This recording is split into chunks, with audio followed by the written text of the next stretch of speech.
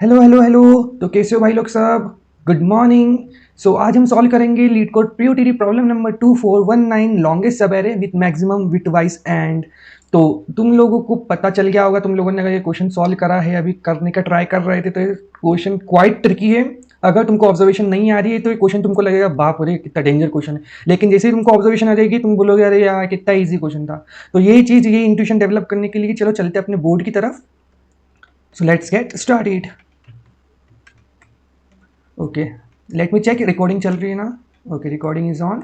Okay, तो देखो question बिल्कुल ध्यान से समझना, पूरी ऑब्जर्वेशन पूरी हर चीज बताऊंगा, बस ध्यान से सुनते जाना, ठीक है। सबसे पहले फटाफट से देखते हैं कि इसमें दिया क्या। You are given an integer array num of size and, ठीक है, ये अपने इनिशिएशन देके रखा है, मतलब कि क्या क्या अपने एरे में रहेगा, ठीक है। ओके, कंसीडर नॉन एम्प्टी सब array from nums that is the maximum possible bitwise and. ये देखो अपन को बोला है कि अपन को एक सब एरे चूज करना है, ठीक है, नम्स में से जिसका जो बिटवाइज एंड है वो मैक्सिमम हो, ठीक है भैया। हाँ समझ में आ गया, ये बात तो इजी लिखी हुई है कि अपन को ऐसा बिटवाइज एंड ढूंढना है सब एरे में जिसका मैक्सिमम हो, ठीक है। तो अब इसके अंदर डेफिनेशन लिखी है, यहाँ पे देखो कि इन अदर वर्ड्स लेट के be the maximum value of bitwise end of any सब एरे ऑफ नम्स देन सब arrays with a bitwise and equal to k should be considered। Okay, इसका मतलब क्या है? इसका मतलब ये बोल रही है कि अगर मल्टीपल सब एरेज है अपने पास, तो जैसे कि मान लो कि एक सब एरे ये है, फिर ये है, ठीक है, तो इसका 1 आ रहा है, इसका 2 आ रहा है, ठीक है।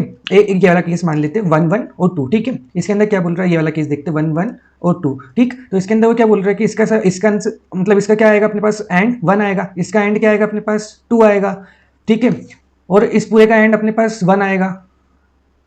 पर अपन को क्या बोला है, अपन को क्या रिटर्न करना है? अपन को ये रिटर्न करना है कि यहाँ पे देखो, यहाँ पे बोला है मैक्सिमम। मैक्सिमम मतलब कि इसका 1 आ रहा है, इसका 2 आ रहा है, और इस पूरे का 3 आ रहा है, मतलब लेंथ देखेंगे अपन तो टोटल लेंथ इसकी 3 आई, लेकिन इसकी जो मैक्सिमम जो वैल्यू मिली अपने को एंड की वो तो 2 की है, ठीक है, 2 की है, तो उसका साइज कितना है? इसका साइज अपने पास 1 है, तो इसमें क्या रिटर्न करना पड़ेगा? 1 रिटर्न करना पड़ेगा। तो that's what they are saying यहाँ पे कि अपन को वो वाला 1 रिटर्न करना है, ना कि 2 या 3 लेंथ रिटर्न करना है, क्योंकि अपना मैक्सिमम तो 2 ही है, इसलिए अपना 2 रिटर्न, मतलब सॉरी 1 रिटर्न होगा साइज में, ठीक है, ये अपना आंसर होगा। तो यहाँ पे ये लाइन का मतलब ये लिखा हुआ है, समझे। अब इसके अंदर क्या चाहिए इनको, देखो इसमें इनको क्या चाहिए, return the length of the longest search array, ठीक है, लेंथ बताना है अपन को, मतलब 2 की लेंथ कितना है, 1 ही है ना, 1 टाइम से आ रहा है इसलिए 1 आएगा इसका आंसर। इसमें 1 अपना मैक्सिमम सब एरे नहीं है, मैक्सिमम सब एरे का एंड इसका 1 ही आ रहा था ना, तो 1 नहीं होने वाला है अपने पास एंड मैक्सिमम, ठीक है, इसमें मैक्सिमम एंड अपने पास 2 है। ठीक ठीक ठीक भैया, ये चीज समझ में आ गई। अब यहाँ पे क्या डेफिनेशन लिखी हुई देखो, बिटवाइज एंड की डेफिनेशन लिखी है, और यहाँ पे सब एरे की डेफिनेशन। सब एरे क्या होता है? कॉन्टिन्यूस एलिमेंट होते हैं, अपन लेते जाओ, ये कॉन्टिन्यूस एलिमेंट है, ये देखो ये सब एरे है, ये एक सब एरे है, ये एक सब एरे है, ठीक है। तुमको सब एरे क्लियर हो गया होगा थोड़ा थोड़ा सा कि हाँ क्या होता है सब एरे, ठीक है। अगर नहीं हुआ है तो देखो ये कॉन्टिन्यूस एलिमेंट्स होते हैं सब एरे में, तुम ये एक ले सकते हो, एक ये ले सकते हो, एक ये ले सकते हो, कॉन्टिन्यूस होना चाहिए, मतलब तुम ऐसा नहीं कि तुमने ये ले लिया और फिर ये ले लिया इसको छोड़ दिया, ऐसा नहीं कर सकते, तुमको कॉन्टिन्यूस एलिमेंट लेते जाना है, ठीक है, और कितने भी ले सकते हो तुम उसमें, ठीक है भैया, ये चीज बिल्कुल समझ में आ गई। अब समझते हैं कि व्हाट इज बिटवाइज एंड, ठीक है। अब ध्यान से सुनना, बिटवाइज एंड क्या होता है। जिन लोगों को बिटवाइज एंड पता है वो थोड़ा सा आगे बढ़ सकते हैं वीडियो में, एंड अपन ऑप्टिमाइज वाले पे तुम नीचे की साइड थोड़ा आगे बढ़ के जंप कर सकते हो, ठीक है। अपन समझते हैं बिटवाइज एंड क्या होते हैं। ये वीडियो थोड़ी बिगिनर फ्रेंडली है ताकि उन लोगों को भी समझ में आए कि चीज़ें कंसेप्ट कैसे वर्क करती है, ठीक है। ओके, तो सबसे पहले देखो एक टेबल होती है बिटवाइज एंड की, ठीक है, वापिस एक टेबल में उसमें वैल्यूज देके रखी कि कौन सी वैल्यू पे क्या चीज़ अपने को रिटर्न मिलती है, ठीक है। तो अब देखो मान लेते एग्जाम्पल से, इसका सिंबल भी देख लो कि सी में सी प्लस प्लस में इसका सिंबल क्या होता है। सी प्लस प्लस में अपन ऐसे सिंबल यूज करते हैं डिनोट करने के लिए एंड को, बिटवाइज एंड को, ठीक है। अब अपन ने टेबल कंसिडर कर ली, ठीक है, ये टेबल होती ही है, ये ट्रू टेबल है, मतलब ये हमेशा ही होगी, ठीक है।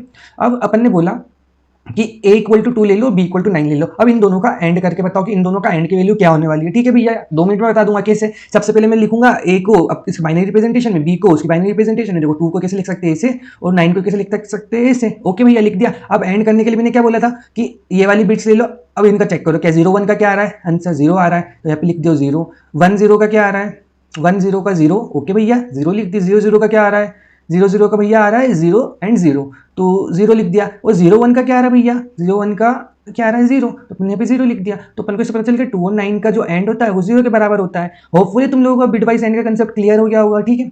अब अगर तुम लोगों ने लास्ट वीडियो देखी होगी तो तुम सोच रहे होगे कि यार कल का पीओटीटी प्रीफिक्स सम से हो गया था, प्रीफिक्स टेक्निक लगाने से क्या आज का भी हो सकता है क्या? कि ये मैं प्रीफिक्स सम में भी, क्योंकि सब एरेज अपन ढूंढने के लिए प्रीफिक्स सम भी बहुत बार यूज करते हैं, प्रीफिक्स सम यूज होती है सब एरे में, तो इसमें क्या लग सकती है? तो आप प्योर नो ना भाई, इसके अंदर नहीं लग सकती। अगर तुम ऑब्जर्व करोगे या फिर तुम बनाने की भी कोशिश करोगे, सो तुमको वो रैंडम वैल्यूज देगा, स्मॉल वैल्यूज देगा, मैक्सिमम वैल्यूज नहीं आ पाएगी कभी भी, ठीक है। तुम्हारे सब एरेज हमेशा कम वैल्यूज देगा, ठीक है, तो प्रीफिक्स टेक्निक वर्क नहीं कर पाएगी, ठीक है भैया। तो यार देखो भैया, मैं तो स्मार्ट लड़का हूँ, मेरे को तो ब्रूट फोर्स तो आ गई थी, ब्रूट फोर्स तो वही कर लेता हूँ मैं तो कभी भी। तो हाँ भैया ठीक है, लेट्स चेक। ठीक है, तो तुमने ब्रूट फोर्स का कोड कुछ ऐसा लिखा होगा, ठीक है, कैसा लिखा होगा जूम करके देख लेते थोड़ा सा। तुमने ब्रूट फोर्स ऐसे लिखी होगी, तुमने क्या बोला होगा कि लेट, अपन क्या करते हैं सबसे पहले एक मैक्स वेरिएबल डिक्लेयर कर लेते और लेंथ डिक्लेयर कर लेते। लेंथ 1 तो हमेशा पॉसिबल होगी, एक साइज का तो हमेशा ही पॉसिबल रहेगा मैक्सिमम, ठीक है, मतलब एक लेंथ तो हमेशा पॉसिबल रहेगी ना, अगर एक भी एलिमेंट हुआ, मतलब मान लो अगर नम्स में सिर्फ एक ही एलिमेंट है तो यही अपना मैक्सिमम लेंथ हो जाएगी और यही अपना मैक्सिमम एंड हो जाएगा, ठीक है, ये अपना मैक्सिमम एंड हो जाएगा। ठीक है भैया, ये बात समझ में आ गई, इसलिए अपन ने लेंथ को 1 लेके रखा।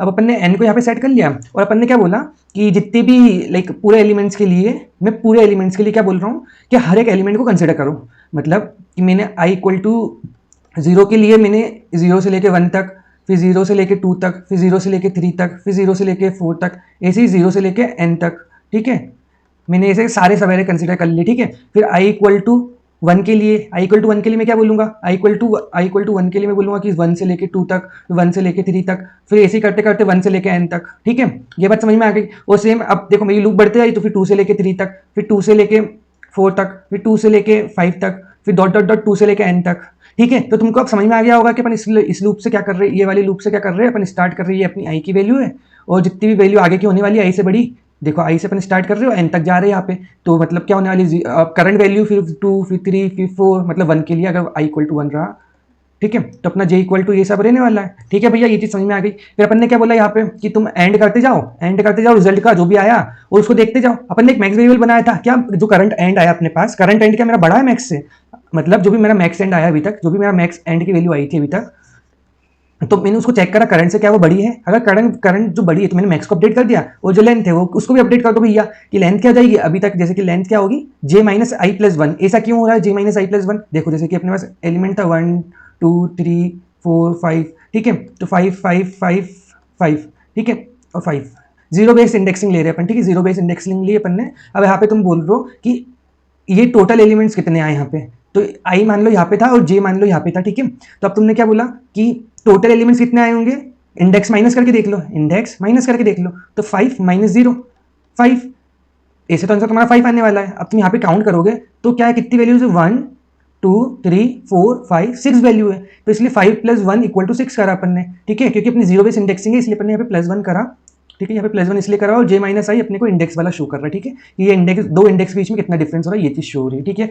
ओके भैया, आप लोगों को ये चीज समझ में आ गई कि यहाँ पे क्या हो रहा है, पर क्या ये पास होगा, पर क्या ये पास होगा, तुम लोगों को लगता है कि पास हो पाएगा? Boom, surprise surprise. तो क्या हुआ यहाँ पे, टीएलई आ गया, कैसे टीएलई आ गया भैया, देखो ये केस बहुत बड़ा ले लिया उन लोगों ने इसलिए टीएलई आ गया। अब समझते टीएलई क्यों आया, ठीक है।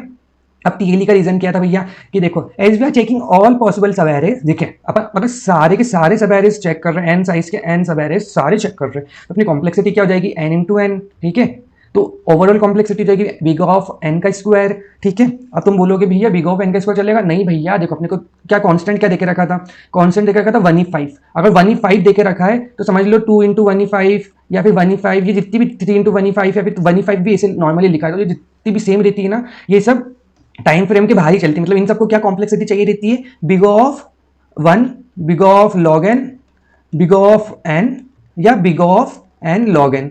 अगर तुमको 1/5 लिखा दिख जाए तो समझ जाओ तुमको ऐसी कुछ कॉम्प्लेक्सिटी में आंसर निकालना है, ठीक। ओके भैया, ये चीज समझ में आ गई आपने क्या बोला, और अगर अपन इसी कॉम्प्लेक्सिटी को मल्टीप्लाई करते तो वो आता है 1/10 which can't be executed in the given time frame, ठीक है भैया, ये चीज समझ में आ गई कि इसलिए ये एग्जीक्यूटेबल नहीं होगा क्योंकि बहुत ज्यादा बड़े बड़े केसेस हो जाएंगे इसके अंदर, तो ये तो पॉसिबल नहीं है। क्या एन लॉग एन चलेगी, तो हाँ मैंने भी तुमको बताया अगर तुम सोच सकते हो एन लॉग एन अप्रोच तो इट विल डेफिनेटली वर्क, ठीक है, अगर तुमको समझ में आया कि एन लॉग एन में कैसे कर सकते हैं, ठीक है।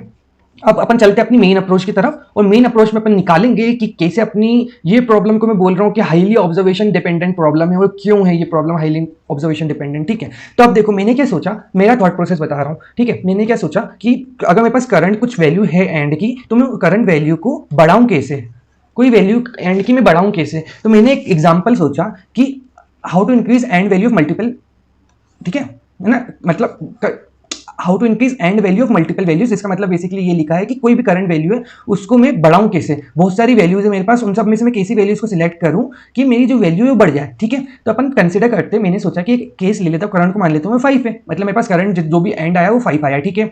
तो अपन क्या बोलेंगे कि try to find on which number if I perform and operation increases are current, ठीक है। तब मैंने क्या बोला यहाँ पे कि मैं ऐसा नंबर ढूंढता हूं जिससे अगर मैं एंड करूं 5 का तो 5 का बढ़ जाए, करंट जो है वो बढ़ जाए, करंट को मेरे को बढ़ाना है ना, तो ऐसा नंबर ढूंढना पड़ेगा।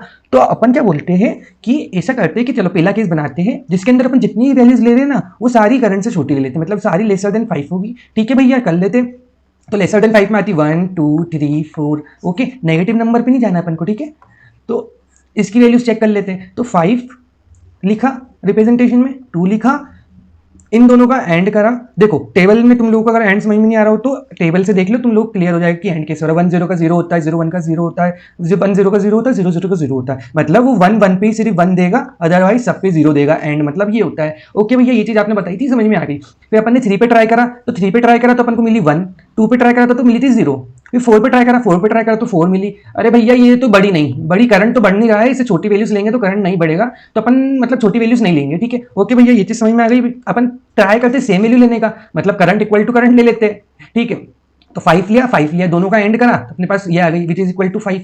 कैसे? देखो 1 का 1, ठीक है, 0 का 0, क्योंकि 1 1 पे कहने क्या बोला था, 1 1 पे वो 1 देगा, बाकी सब पे 0, तो 1 1 पे 1 दिया, 0 0 पे अपने को 0 मिला, 1 1 पे वापस 1 मिला, तो ये इक्वल टू होता है अपने 5 के। तो रिजल्ट स्टेज द सेम, तो रिजल्ट अभी तक बदला नहीं, ठीक है भैया, ये बात समझ में आ गई कि अपन सेम वैल्यू ली तो रिजल्ट तो नहीं बदल रहा, ठीक है। अब मैंने क्या सोचा कि अपन इससे बड़ी वैल्यूज ट्राई करते हैं। ऑफकोर्स अगर बड़ी वैल्यूज लूँ तो हो सकता है कि तुम लोग भी ये सोच रहे हो कि अगर मैं बड़ी वैल्यूज लेता हूँ तो एंड बढ़ जाए, ठीक है, ट्राई कर लेते हैं, ठीक है। मैंने भी यही सोचा था। तो सबसे पहले देखो मैंने ट्राई करा कि 6 के साथ करने का, तो क्या ये एंड 4 आ गया, ठीक है। नेक्स्ट से ट्राई करते हैं, 7 के साथ ट्राई करते हैं, तो 7 के साथ क्या आने वाला है, देखो 5 आ रहा है, ओके भैया 5 आ गया, ठीक है। 8 के साथ ट्राई करते हैं, 8 के साथ भैया ये तो 0 ही आ गया सीधे, ठीक है भैया। 9 के साथ ट्राई करते हैं, भैया ये तो 1 आ गया। तो अपन ने क्या देखा कि यार ये तो अभी भी मेरे को ग्रेटर वैल्यू नहीं मिल रही करंट से, पर हाँ मेरे को मिली है एक वैल्यू जो 5 तक की पहुंची है, पर 5 तो अपना करंट था ही 5, पर मैं उसको बढ़ा तो पाया नहीं। ओके भैया, तो इससे मैं क्या समझा, इससे मैं समझा कि यार मेरे को फायदा नहीं हो रहा, ग्रेटर लेने पे भी फायदा नहीं हुआ, स्मॉलर लेने पे भी फायदा नहीं हुआ, सेम वैल्यू लेने पे रिजल्ट मेरा सेम रहा, ठीक है। अब ठीक है, मेरे को थोड़ी थोड़ी समझ में आ रही है क्या बोलना चाह रहे हो भैया, क्या बोला, थोड़ा थोड़ा समझ में आ रहा है। तो अपन को क्या ऑब्जर्व करा अपन, व्हाट टू ऑब्जर्व, तो end of to values can't be greater from both of those value, मतलब अपने पास दो वैल्यू ए एंड बी, तो इन दोनों का जो एंड होने वाला है, इन दोनों का ए और बी का जो एंड होने वाला है, 2 सेकेंड लिख लेते हैं यहाँ पे इसको पेन लेके, ए और बी दो वैल्यू है, ठीक है, ये दो वैल्यूज है, इन दोनों का जो एंड होने वाला है ना वो कांट बी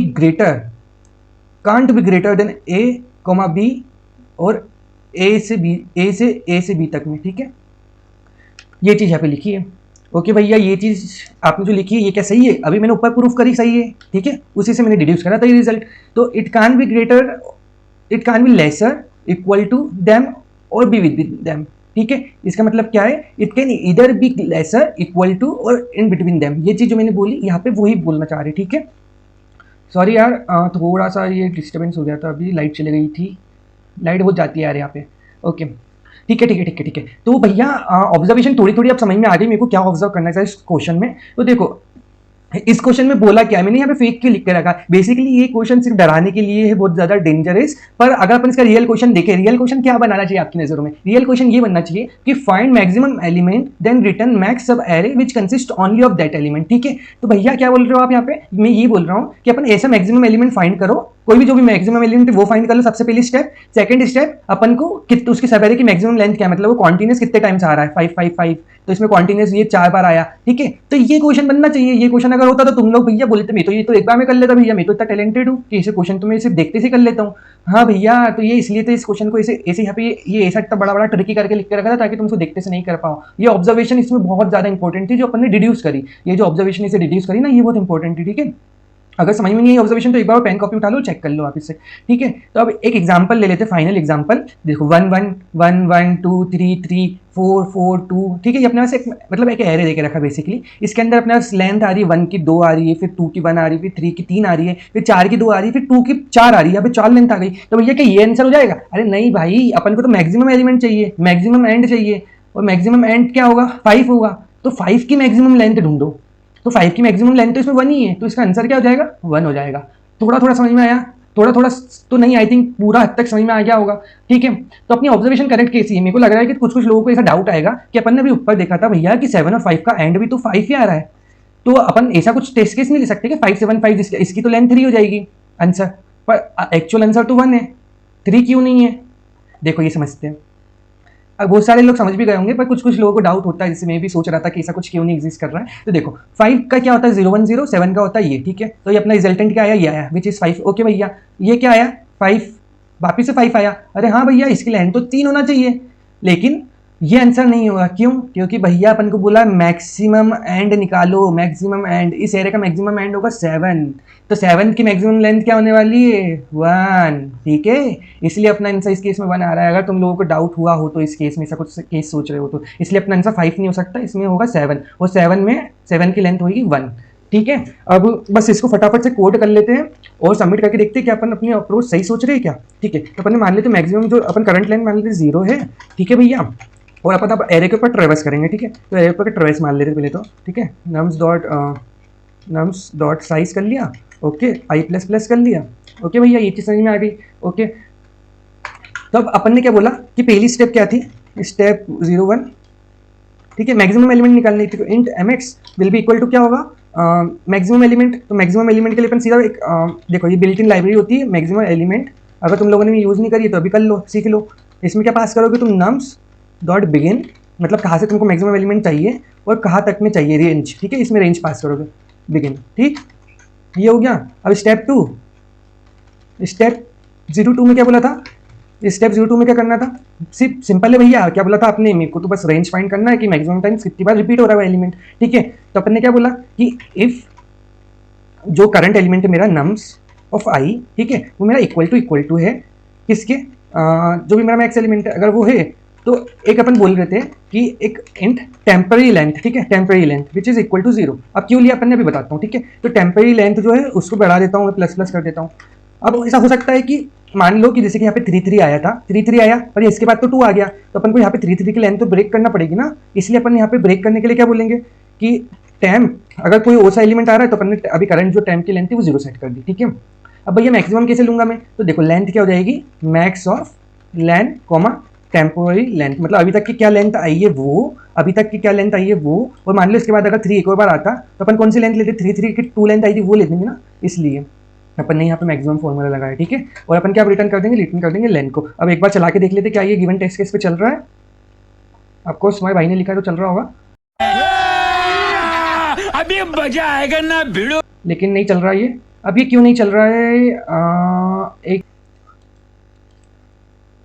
तो एक्चुअली मैं क्या गलती कर रहा हूँ मैं इस कोड के अंदर, ये देखो यहाँ पे मेरे को दिखा कि मैंने यहाँ पे बिगिन लिख के रखा है, तो बिगिन तो नहीं आना चाहिए, यहाँ पे एंड आना चाहिए, क्योंकि अपन मैक्स एलिमेंट फाइंड करने के लिए टोटल करंट रेंज और कहाँ तक अपन को फाइंड करना वो देंगे, तो ये चीज़ मैं गलत लिख दी थी, सॉरी इसके लिए।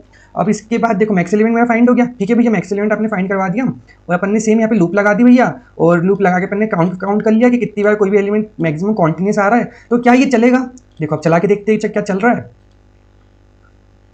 हाँ भैया ये चल रहा है, पर क्या ये अभी भी चलेगा, क्या ये सारे टेस्ट केस पास करेगा, नहीं। क्यों नहीं करेगा, क्योंकि अगर मान लो कि अपने पास एक टेस्ट केस बनाते हैं अपन नॉर्मली, एक टेस्ट केस बनाते हैं, देखो अगर मेरे पास सेम एलिमेंट है, मतलब मान लो 4,4,4 है, ठीक है। अगर मेरे पास सेम एलिमेंट है तो ऐसे टेस्ट केस पे क्या अपना कोड रन कर पाएगा, सेम एलिमेंट है तो देखो क्या हो रहा है, गलत आ रहा है, अपना आउटपुट आ रहा है 1, क्यों 1 आ रहा है। अब ये चीज़ समझते हैं, ये तुम लोग गलती करते हो कि जनरली अपन हर बार ये गलती कर देते हैं कि अपन ने सारे कंसीडर कर लिए, ऐसा टेस्ट केस में तुम कॉम्पिटिटिव प्रोग्रामिंग में गलती करते हो जब ऐसा कुछ क्वेश्चन आता है, क्योंकि तुम क्या करते हो बाद में मैक्स नहीं लेते हो, मतलब जैसे कि लेंथ का वापस से मैक्स लेना पड़ेगा एक और बार टाइम के साथ, ठीक है। ऐसा क्यों कर रहे हैं मैं बता रहा हूँ, 2 मिनट रुक जाओ।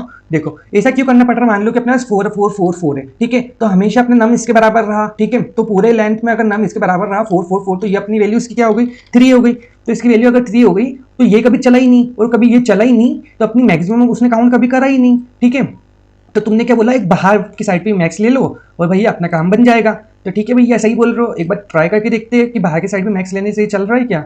हाँ ये रन कर रहा है, ओके, तो इसको सबमिट करके देख लेते हैं और देखते हैं अपना आंसर सही है कि नहीं। ओके तो ये वर्क कर रहा है बढ़िया से, पर भैया मेरे को यहाँ पे नहीं लेना है, ये जो चीज़ है ना ये यहाँ पे नहीं लेना है, तो मतलब भाई इसको ऐसा करते हैं अपन, इसको ऊपर मूव कर देते बस, अपन जब भी बढ़ा रहे तो उसको मैक्सिमम कर देंगे, मतलब जब भी ये बढ़ रहा है तो जब भी अपन मैक्स ले लेते हैं, अगर बढ़ा तो मैक्स ले लेंगे, बढ़ा तो मैक्स ले लेंगे, वापिस से रन करके देखते हैं क्या अपन सही सोच रहे हैं ये चीज़। हाँ भैया ये तो अभी चल रहा है, तो सबमिट करके देख लेते हैं सबमिट करने पर सही चल रहा है क्या। हाँ भैया ये तो चल रहा है, ठीक है, तो इसकी कॉम्प्लेक्सिटी क्या हो जाएगी बिग ऑफ एन, और इसकी कॉम्प्लेक्सिटी क्या हो जाएगी बिग ऑफ एन, ठीक है, ये टाइम कॉम्प्लेक्सिटी है, और ये इस पर ज़्यादा ध्यान मत दिया करो, रन टाइम तो बेसिकली तुम कुछ भी लगा दो यहाँ पे सीन फास्ट सीन सी आउट लगा दोगे तो तो उसकी टाइम कॉम्प्लेक्सिटी फास्ट हो जाती है। बाकी big of and optimal approach है, ठीक है। तो या आज के लिए इतना ही, तो बाय बाय, मिलते हैं नेक्स्ट वीडियो में, और जब तक के लिए हैप्पी कोडिंग भाई।